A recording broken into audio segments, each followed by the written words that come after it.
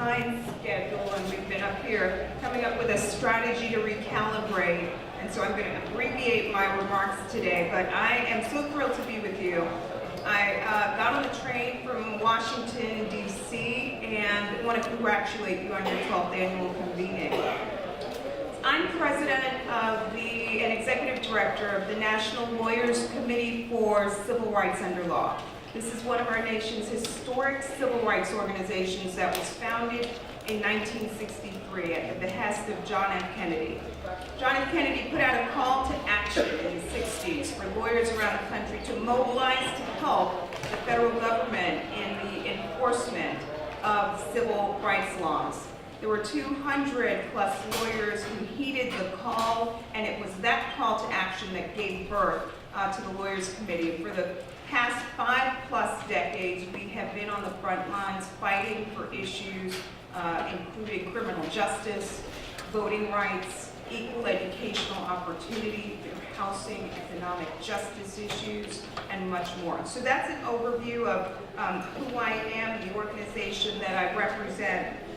But the reason why I was particularly thrilled to be with you today is because we are preparing for the battle of our lifetime as we move into 2017.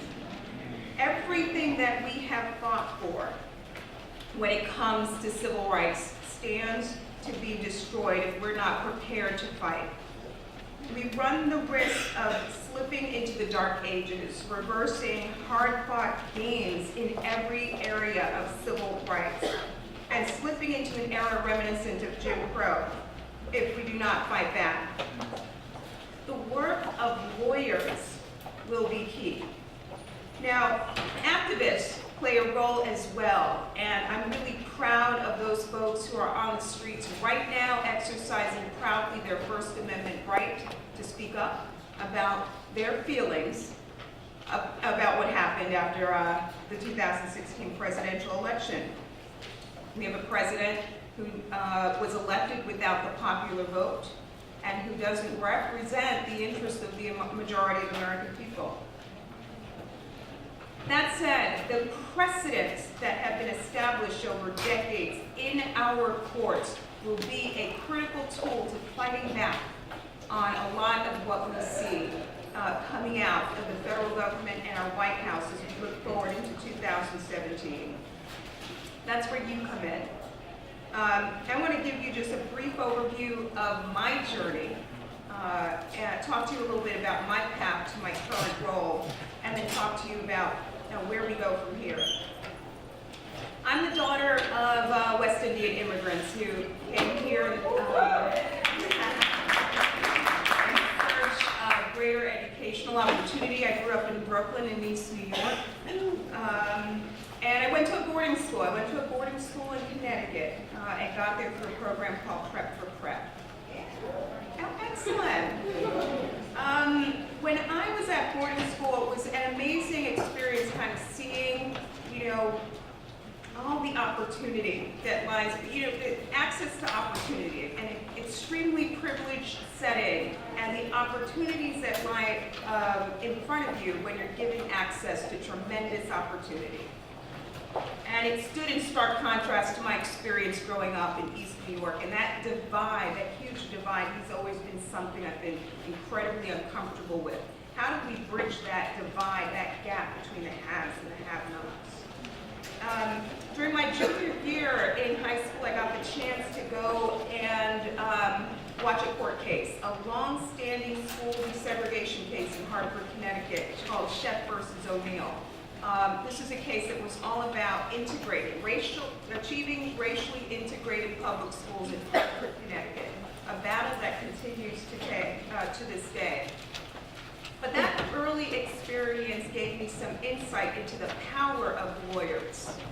Lawyers have the tremendous ability and potential to bring about transformative change, to confront injustice. And I think when I realized that, when I saw the power that attorneys wield, it lit a spark in me that just kind of grew and intensified throughout the years. I went to college straight, and then went straight to law school. I don't know if some of you guys are thinking about taking time off before you go to law school. It's not a bad idea. I decided to just forge ahead with intensity. Some quick advice based on my experience in law school. I took the classes that I wanted to take. During your first year of law school, there's often this kind of standard complement of courses that you need to take, contracts and corporations and torts. But your second and third year, you really can do what you want, and that's exactly what I did. So that's a small piece of advice that I give you. I took clinics. I worked with female prisoners who were locked up and wanted access to their children, wanted to be sure that they had an ability to exercise their parental rights. I took a constitutional law class with Jack Greenberg, who just passed away 2 years ago, one of the lawyers who litigated the Brown versus Board of Education case. I spent my summers doing what I wanted to do. I worked at the NBPLC Legal Defense Fund, I worked at the Justice Department, and one summer I decided to split because I wanted to just be sure that I was indeed on the right course as a civil rights lawyer. So I tried out the corporate law setting for a little bit, and it wasn't for me. So something I encourage you to do is to make sure that you also explore your options along the way. If you're kind of certain that you're on the right path, don't be afraid to try something else so that it can give you even more confidence and certainty in the path that you're on. After law school, I started off at the Justice Department right before Bush v. Gore. I was there at the tail end of Janet Reno's tenure. Janet Reno is the first woman to run the Justice Department, a tremendous leader. She just passed away about a week ago. And 2 months after I got there, the 2000 presidential election happened, and it felt like the world was turned upside down. But I thought, you know, during these moments where we're tested is often where people who are deeply committed to civil rights are needed most. And I think I'm going to get a chance to revisit that lesson in January. But I withstood the storm. There was incredible politicization of the Justice Department. In some instances, the lawyers were asked to take positions completely opposite to the positions that they were taking in these cases previous to Bush v. Gore. But nonetheless, it was a great experience doing cases on behalf of the federal government, cases of intense national interest, voting rights cases, and then I also got the chance to do some criminal justice cases, police brutality cases, hate crimes cases, and human trafficking cases. Again, demonstrating to me the power that lawyers have. After the Justice Department, Hurricane Katrina happened in around 2006. Wreaked havoc on the Gulf region, and I got a call to join the NAACP Legal Defense Fund, our nation's oldest civil rights legal organization. And they gave me a call and said, we're looking for somebody to kind of help us figure out how do we defend civil rights after Hurricane Katrina. What can we do to ensure that we're protecting the rights of displaced people? And I thought, well, that sounds fascinating. They wanted me to leave the Justice Department for this job, and I said, well, exactly what does this role entail? What does it mean? And they said, we have no idea. We're hoping you can come and help us figure it out. So I embraced the new challenge. I was at a moment in my professional path where I was just ready for something new, something bold, something that would require me to be creative. And this was precisely the right role at the right time. So I encourage you to think about, follow your gut. When you get bored and start to find your job dull, that means that you're ready for a new challenge, and embrace that new challenge if and when it comes along. I went to the Legal Defense Fund and had an amazing experience. One of the first things that we focused deeply on when I got there was how do we protect the voting rights of people who are displaced? People who lived in New Orleans their entire lives, but were now forced to turn their lives upside down and move to places like Houston and Atlanta. Not permanently, just temporary homes, incredibly invested in what was going to happen in New Orleans. And so we worked to ensure that they would have access to the ballot box and a voice, and who would be running and leading the city at this incredibly important time. After a while at the legal defense fund, I was having an amazing time, but I got a call, a new job, a new role, a new challenge to go over to the New York State Attorney General's office. They wanted me to lead their Civil Rights Bureau. And I thought, well, you know, I've been primarily doing voting rights and criminal justice my entire career. Am I prepared for this role that would require me to kind of step into new areas, employment, housing, LGBT rights, disability rights? And, you know, again, I kind of followed my gut instinct to embrace a new challenge that came along and that would kind of push me to new levels and new heights. And had a fantastic time working on cases all across the state of New York and representing Brooklyn in that role. But being a woman of color in that role was really tremendous.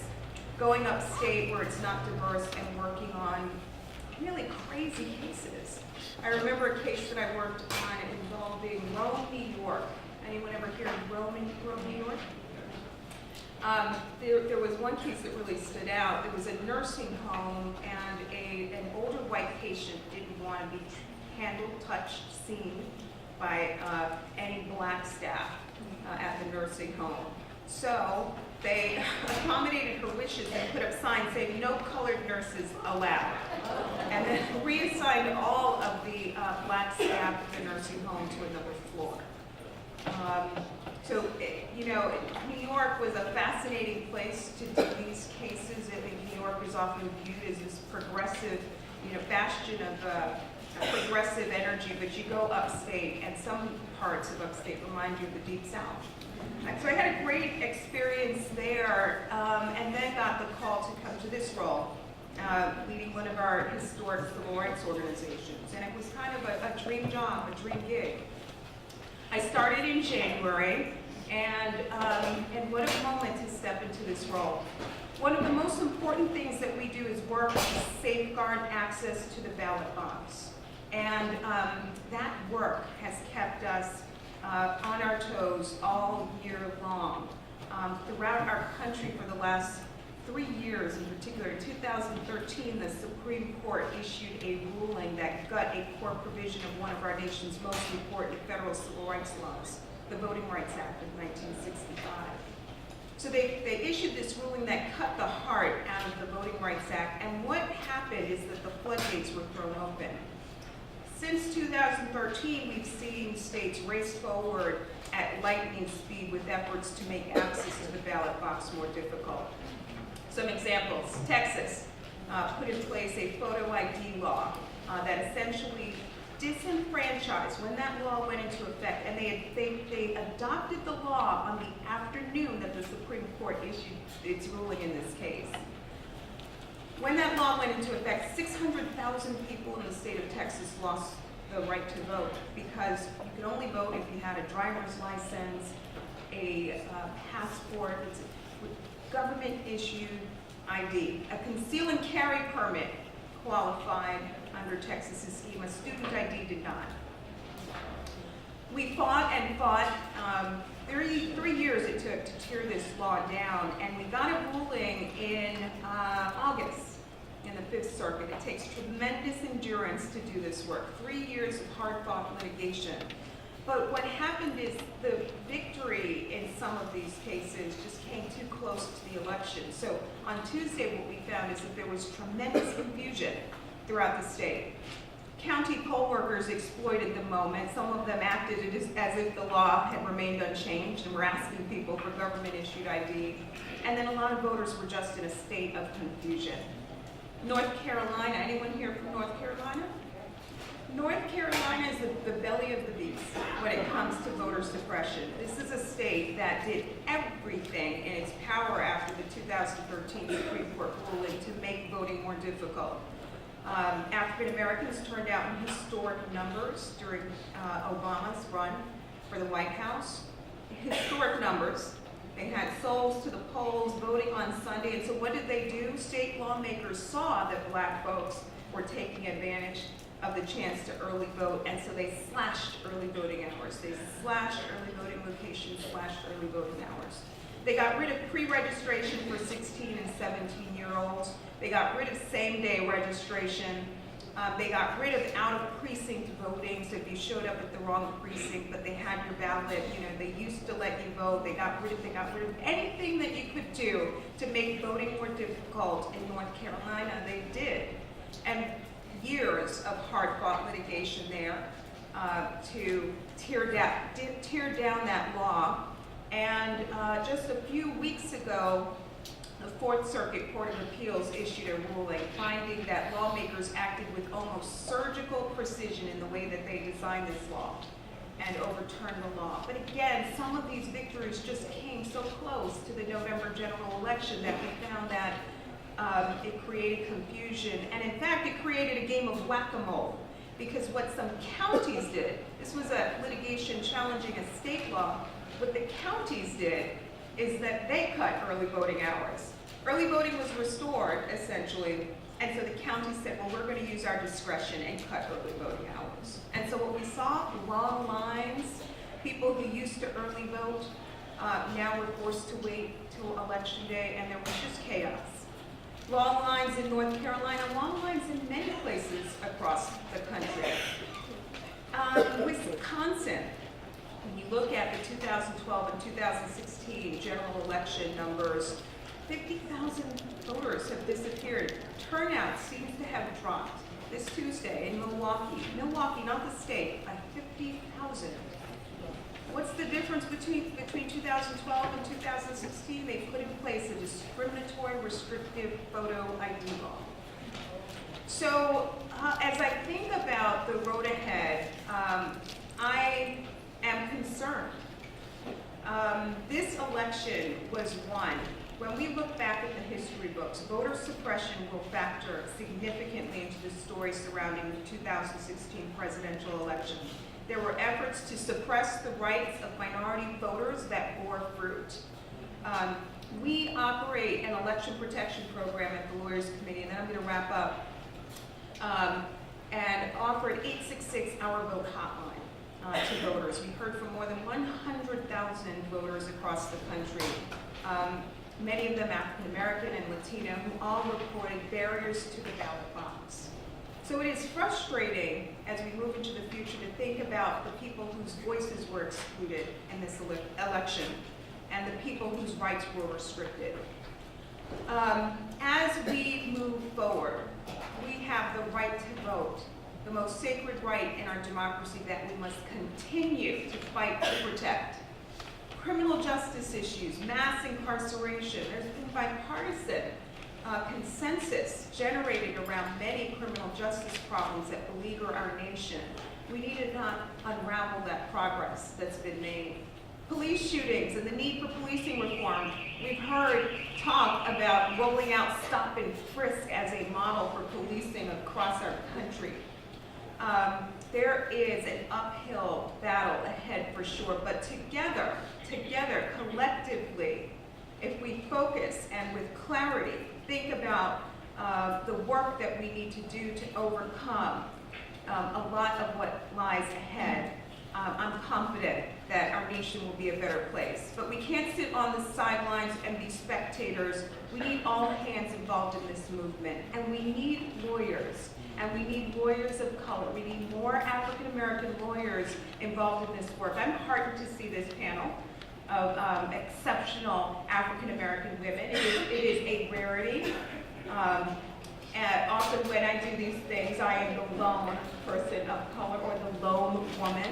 But when I look out into this room, I'm really encouraged. And so I encourage all of you who are thinking about law school to leave here today, not thinking about it as a mere idea or notion, but commit yourself to this path.